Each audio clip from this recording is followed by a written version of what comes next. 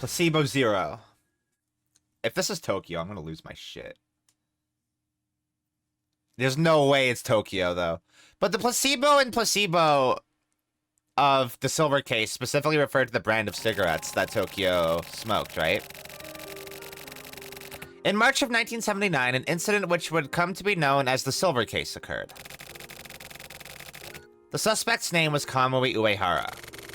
Kamui Uehara was apprehended by a man named Tetsugoro Kusabi, a 24-year-old fledgling detective at the time.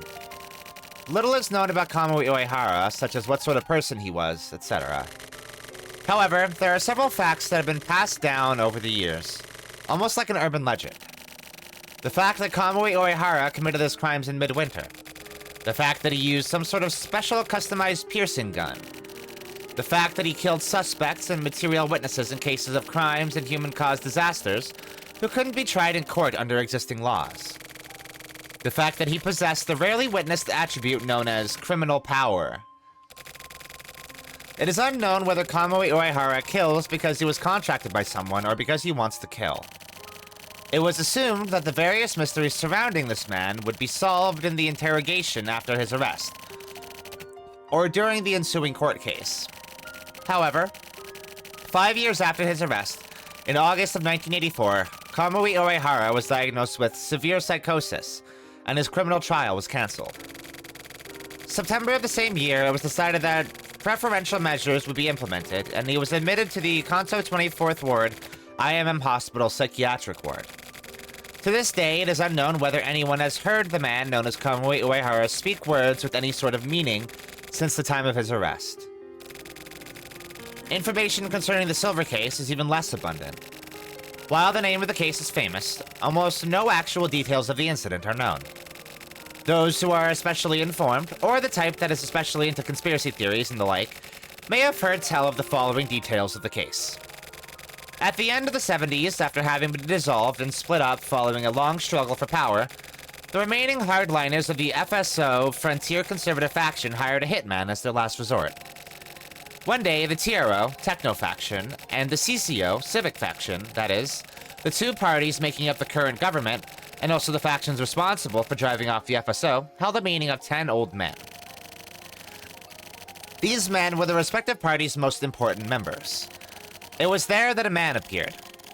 After using a special customized piercing gun to kill every member of the meeting, the man was arrested. His name was Kamui Uehara. With all of the victims being old men, this incident came to be known as the Silver Case. Of course, no matter where or how deeply one may search, no public records of this incident exist anywhere. The next time the man supposedly undergoing treatment showed his face to the world, it was March of 1999.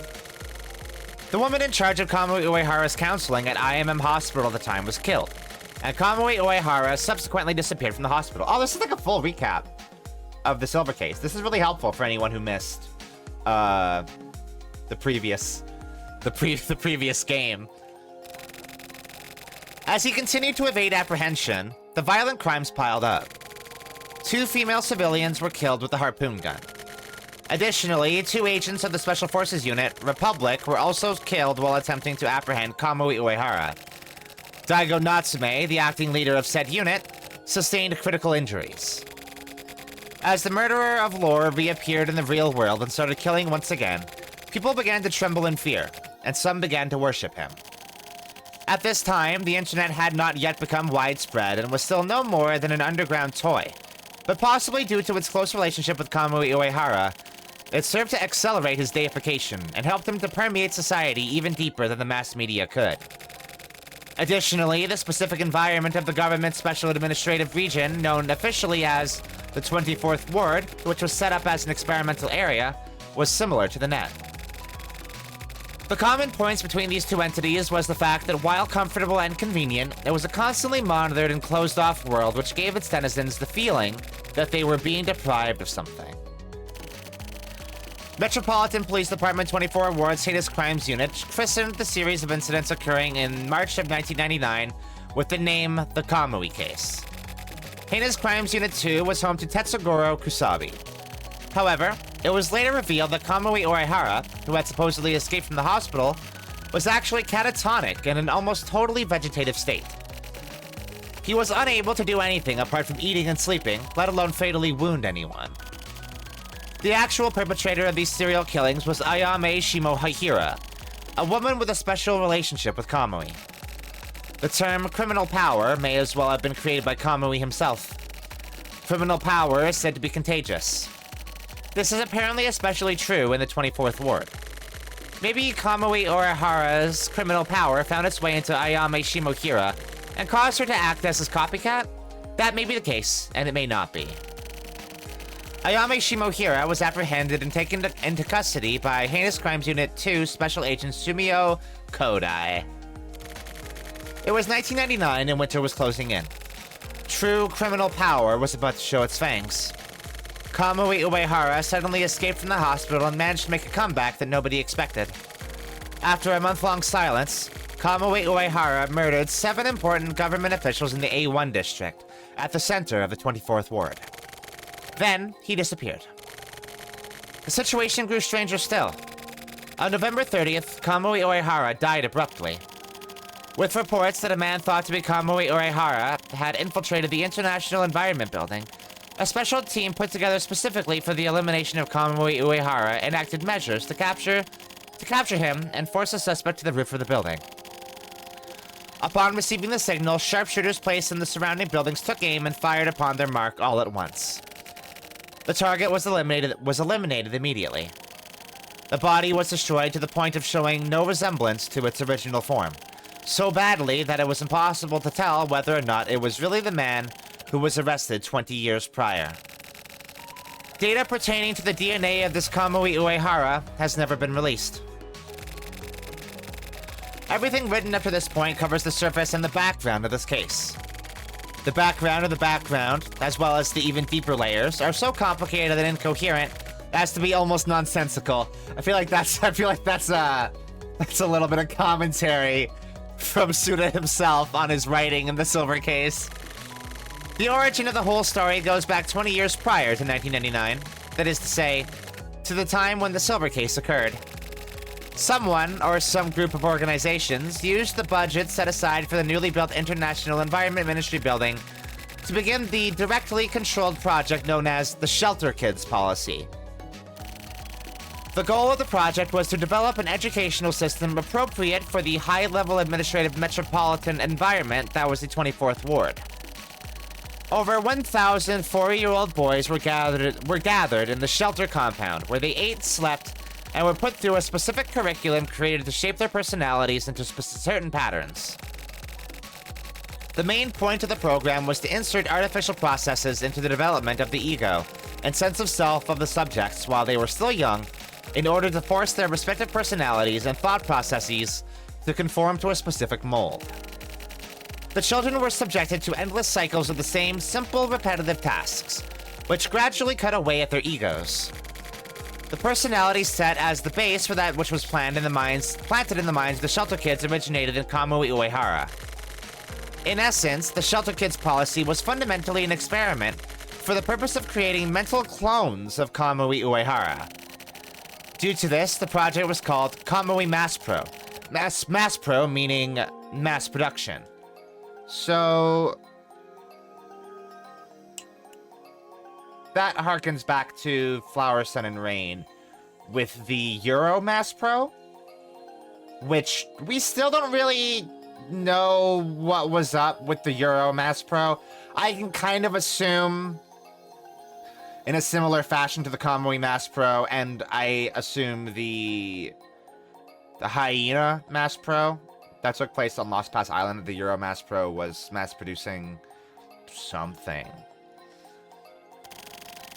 Also, some refer to the original Kamui as Format Kamui, with format referring to the fact that this Kamui was basically the mold from which all future Kamuis would be created.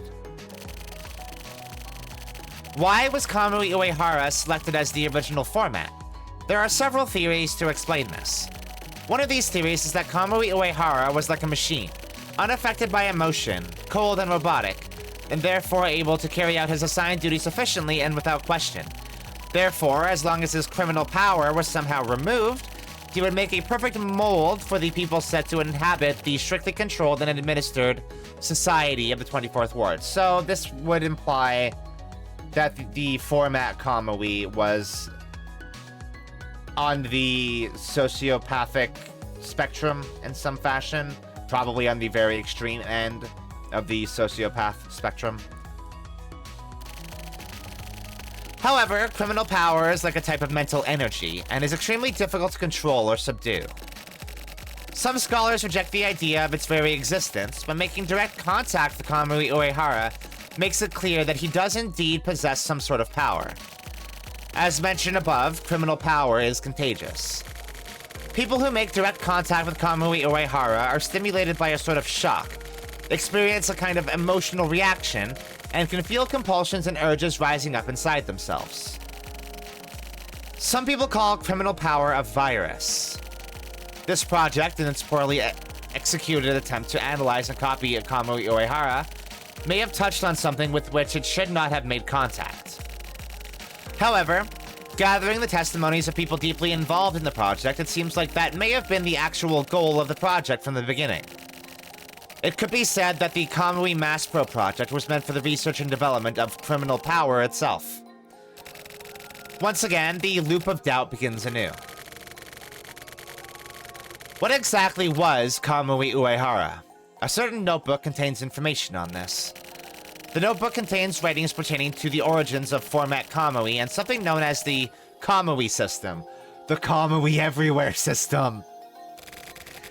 Those not familiar with Kamui would think of it as a bunch of occult nonsense. This is the underside of the whole story. It could even be called something of a fairy tale.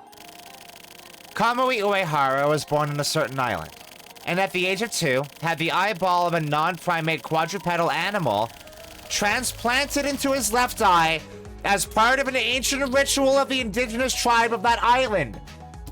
What the fuck? Okay, hold on, pause. So, tying Flower, Sun, and Rain into the silver case very heavily. So Kamui Uehara is from Lost Pass Island. And Kamui Uehara had the eye of one of the hyenas that are mass-produced in the factory underneath Lost Pass Island. So, the ocular silverization process that is described in the silver case was an attempt to recreate the ocular silverization that we saw in the hyenas in the, I guess we can call it the Elbow Mass Pro, because that was headed by the Elbow organization. The Elbow Mass Pro of Lost Pass Island. I guess the indigenous tribe that it is referring to would be the Sundance tribe. So you had Sundance Shot, Sundance Mike, and I guess there was reference to the cursed animals that the Sundance tribe made or had, I guess, cultivated, that Sundance Ritz told us about, which would be the hyenas.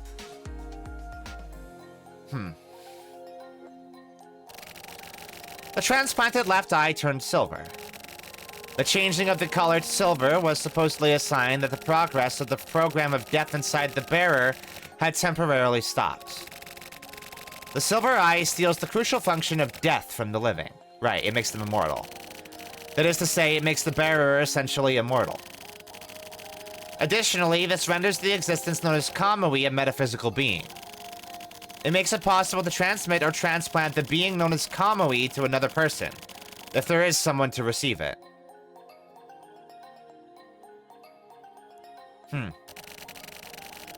It would be possible to transplant Kamui if one were able to find a naturally born blood relative of Kamui's, or someone from the same clan, or at least someone with a similar personality. However, if there were man-made mental clones of Kamui, then this process would go even more smoothly, or at least the scientists behind the Kamui Mass Pro project believed so. Right. Kamui dies, and if the next physical body to host the transplant is found, then the next Kamui is born.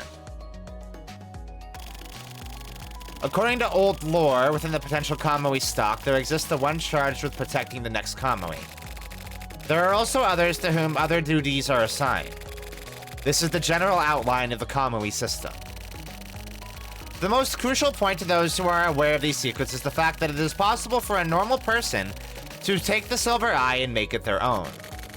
By replacing their own eye with the silver one, it is possible for a person to gain the power of immortality. Right, so that's what we saw with the mayor of the 24th Ward, and later Tokyo Morishima, who took the eye of the mayor of the 24th Ward after killing him. Who was his father, apparently? This is true even for those who were not originally shelter kids. It is possible as long as the Kamui system continues to work. This is where a certain man who wanted the silver eye for himself had an idea. He could simply cultivate the field known as the Kamui system. If criminal power could be controlled, then the shelter kids would become easily controllable citizens. If necessary, this criminal power could be awakened, providing excellent soldiers in times of need. Then, the eyes of animals would be transplanted into the subjects, and if one of them turned silver, it could be taken.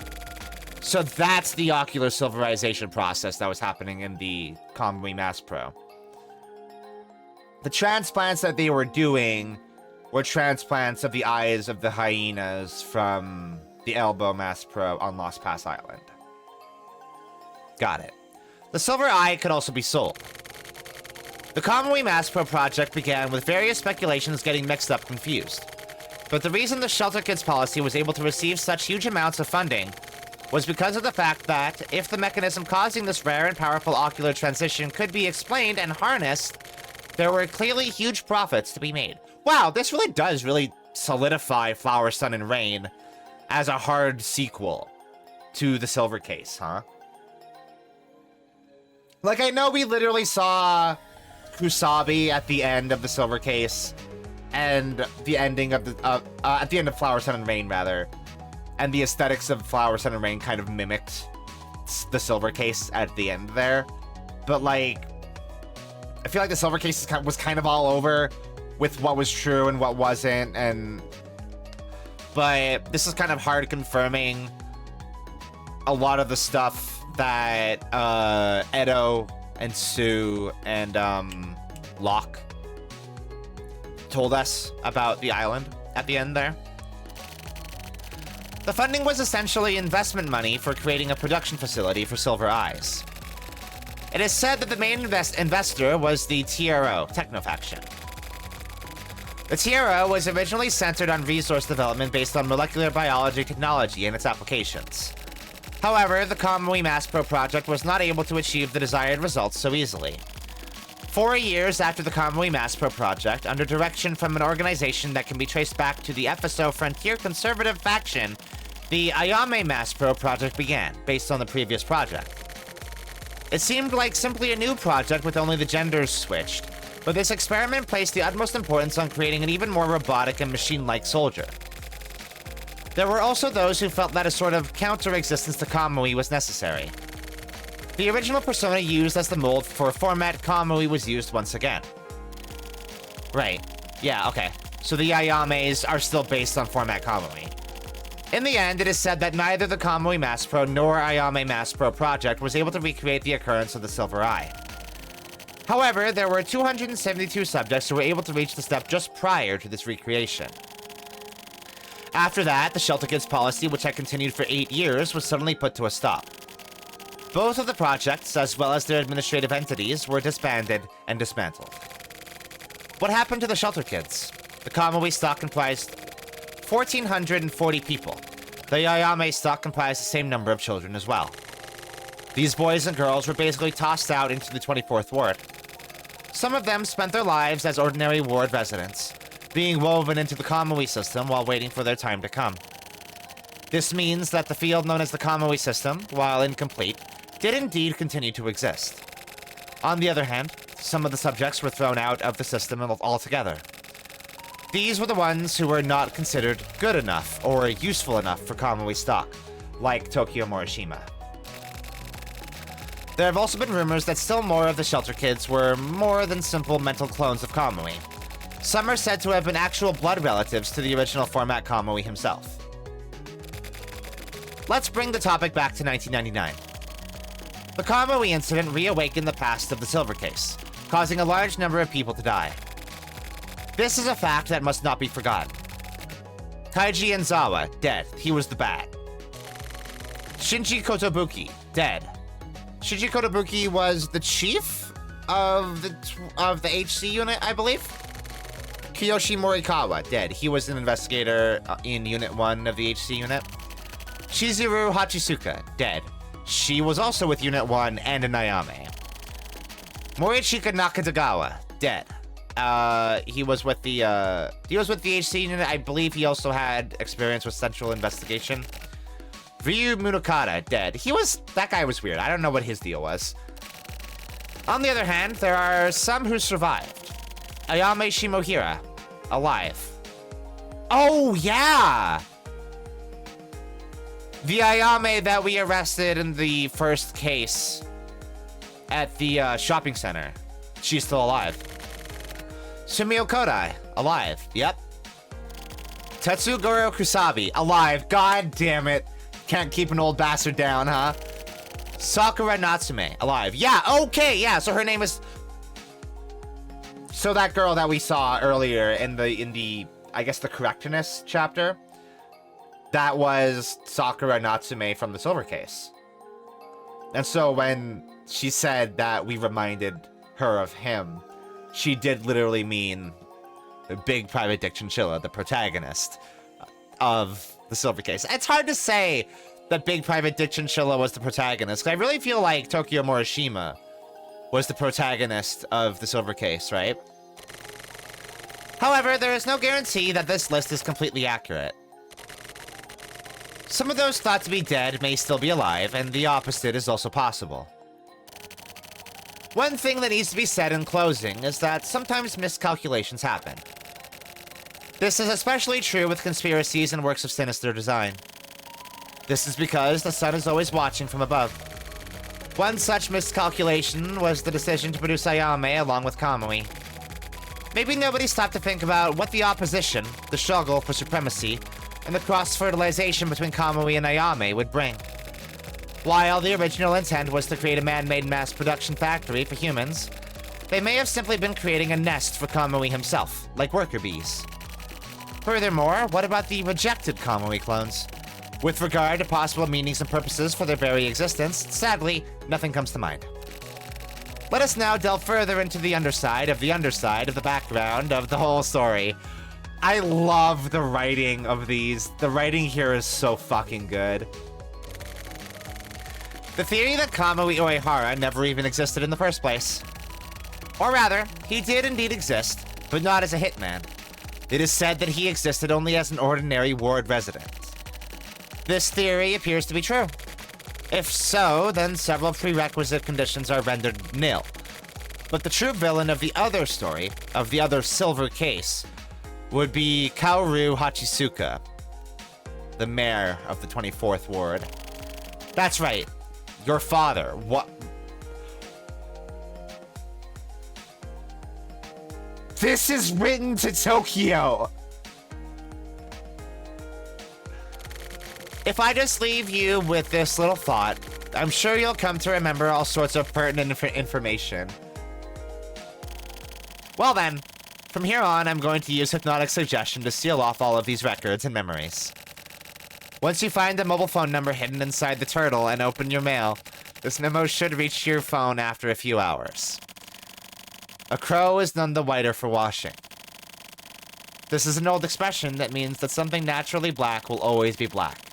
You cannot change the true essence of a thing. At least, I hope so. That I can continue to be me for as long as I am around. Oh, that's such a good reveal. That's so tasty. That's so good. I love that. Oh my god.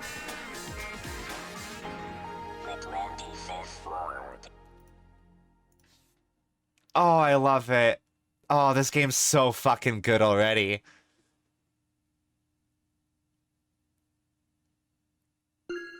Moon.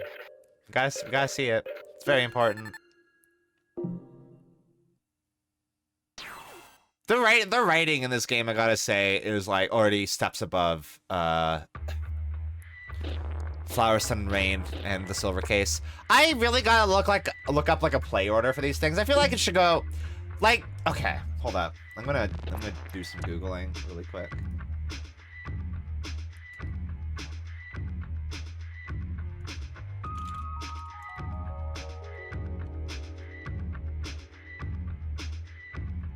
It's like, these are numbered. So you would think you would do 0 first and then 1 for all of them, and then move on to 2 for the correctness, because that's the main, that seems like the main plot stuff. But also, we're probably gonna get a lot more information out of the placebo, which is what happened in the Silver Case. My Firefox is taking forever to load, as it usually does while I'm streaming. Hold on. We will... You know what? I feel like I can kind of assume the play order, because we do have experience with the Silver Case. Let's do the placebo, and then we'll do the matchmaker after that.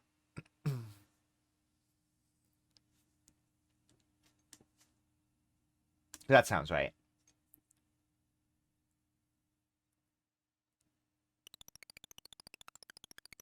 So are we going to be playing as Tokyo?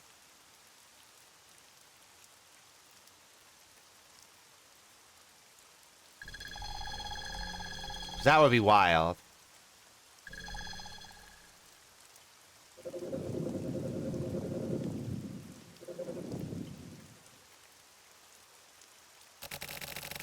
Disposition is a difficult thing. For example, even if you became unclear as to who exactly you were, something automatically makes you move.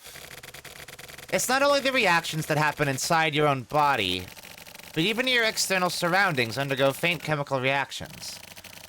And it all gets jumbled together to create your current situation. Words like fate are a bit of an exaggeration. It's something more sensitive, more ordinary. But, like the iron shackles chained to a prisoner's ankles, it's also something extremely cold and inflexible. That is to say, you're connected to them.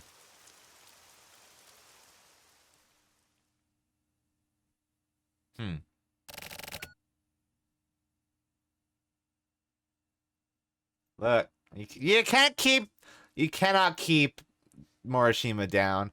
Okay, wait. You do all of each number. The order should be correctness, matchmaker, placebo. Oh.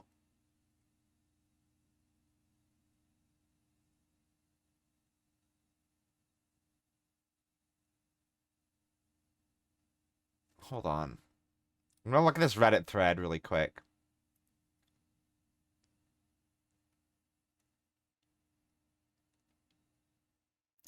Okay, so yeah, you would do correctness, matchmaker, placebo. So we're kind of doing this a little bit out of order, but it's fine. This is far more interesting. That's me. Tokyo fucking Morishima.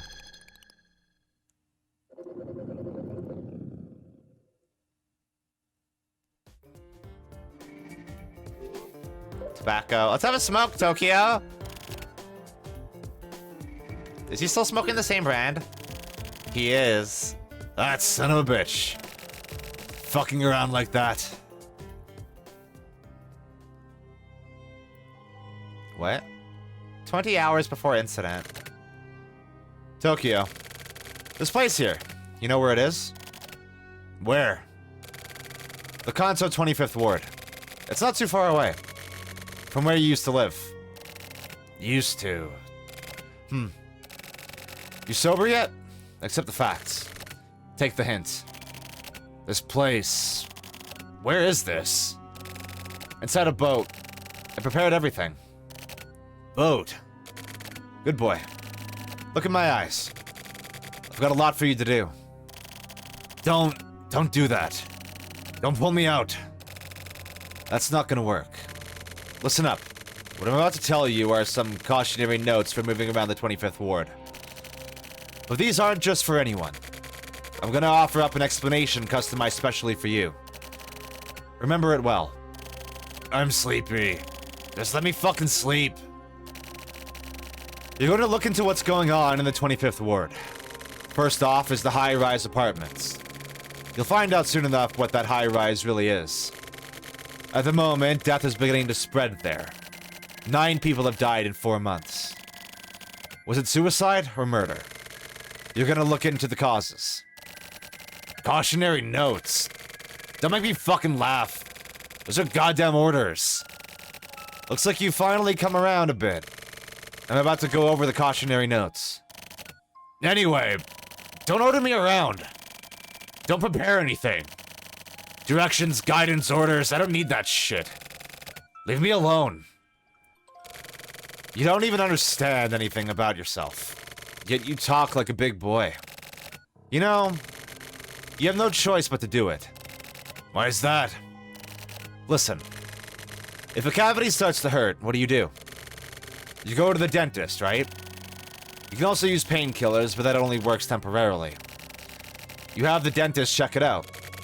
He scrapes down the cavity, removes the nerve, sticks in some medicine, and that's the best way to take care of it. That's what this is.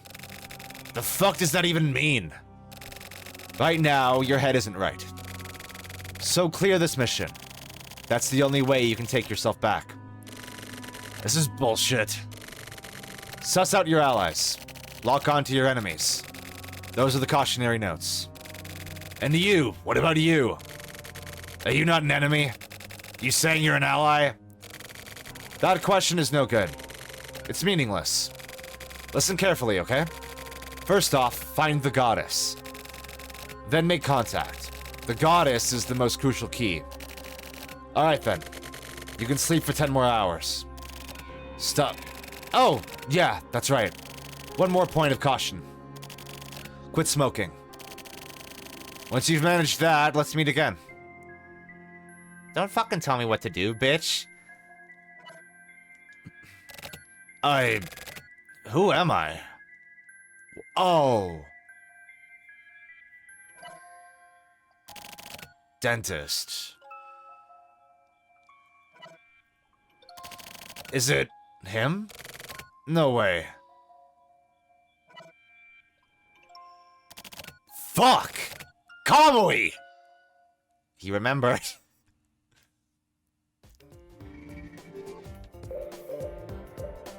Hey, Turtle! Red's still okay! Right? You're the same, right? Let's look. He's here. Tide ebbs. And then it comes back in. Let's look at the PC. This is classic. Mail. No one read mail. Oh. Messenger? Message from Slash! I thought you died. Oh no, I guess Slash kind of lived on as like a computer entity. I got the password for that place. Damn, that took less than a minute. If you know what pirate said to check, you can find this stuff pretty easily. What's the password? If you want the password, you gotta pay up front. I haven't been making much recently, you know. Nope, don't even try to talk about how far back we go or any of that bullshit either. Just tell me how much. 100,000. That's hella expensive. Transfer confirmed, but too bad. What? You can't talk to girls with just the password. What are you saying? You don't get it? You need points to talk. Everyone knows this. Maybe pay 100K and then pull this shit? I have a question. What? How come you're looking for the goddess? Why are you asking? Just curious. It's kinda horny as all. You wanna get your nut off? Nice! What's nice about that? Okay, take a memo of the following. The pirate site is called Quarter. You're gonna log in and talk to a girl named Miru. Miru is one of the Quarter's top 3 perfs. Hold up, what's a perf? Performer. What kind of performance? Her performance is online virtual conversation with a stranger.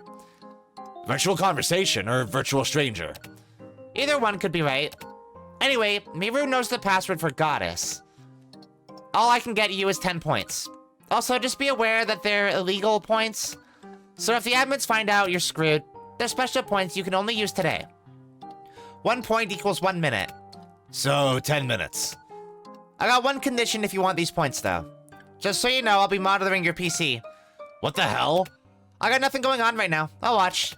Fine, whatever. Miru has no mic, but she has a camera. She's kind of super moody and can get cranky and lose her shit easily. So basically, she's got a real shitty personality. How funny is that? That's what people pay to see. Whatever. Go ahead and laugh while you peep. The password is... What? Ito Heiwa. Okay. She's waiting now. Get in there. See ya. So we're like logging into a campsite, it seems like.